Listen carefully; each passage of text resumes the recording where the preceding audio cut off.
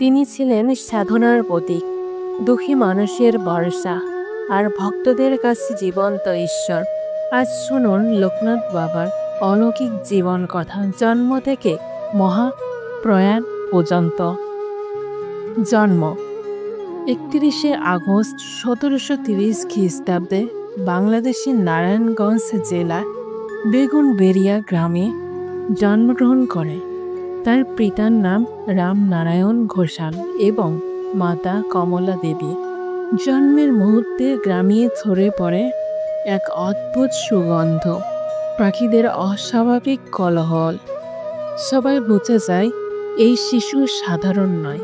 ছোটবেলাতেই লোকনাথ খেলাধুলায় বদলে ধ্যান ও নাম জপে ডুবে থাকতেন। মাত্র 11 বছর বয়সে গুরু ভবানীগিরি মহারাজ ও তার সহচর বাগদি মহারাজের শিষ্য হন। গুরুর আজ্ঞা মেনে তিনি গৃহত্যাগ করেন। শুরু হয় তপস্যার পথ চলা। লোকনাথ বাবা প্রায় 50 বছর হিমালয় ও তিব্বতে কঠোর তপস্যা করেন। বরফ ঢাকা গুহায় ধ্যান, অল্প আহার, অনিদ্র সাধনা তাকে এক মহাযোগীতে পরিণত করে।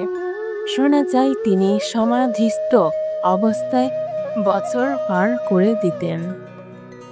তপস্যা শেষে তিনি বারদি, বর্তমান নারায়ণগঞ্জ গ্রামে ফিরে আসেন। সেখানে তার আশ্রম গড়ে ওঠে। দূর দূরান্ত থেকে মানুষ আসতে লাগলো দুঃখের কথা নিয়ে। লোকনাথ বাবা শুধু এক আশীর্বাদে অসংখ্য রোগ, দুঃখ ও বিপদ দূর করে দিতেন বলে মানুষ বিশ্বাস করত।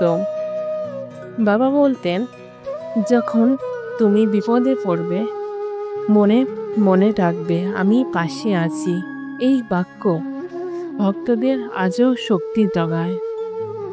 তিনি 3 জুন 1890 সালে 160 বছর বয়সে ভোরের দিকে লোকনাথ বাবা মহাসমাধিতে লীন হয়। মৃত্যুর পর তার আশ্রমে ভক্তদের আনাগোনা থামেনি। আজও অসংখ্য মানুষ বিশ্বাস করে বাবা তাদের রক্ষা করেন। লোকনাথ ব্রহ্মচারীর জীবন শুধু সাধারণ নয়, ভক্তিরও উদাহরণ। জন্ম থেকে মৃত্যু, প্রতিটি অধ্যায়ে যেন আশ্চর্য এক অলৌকিক কাব্য।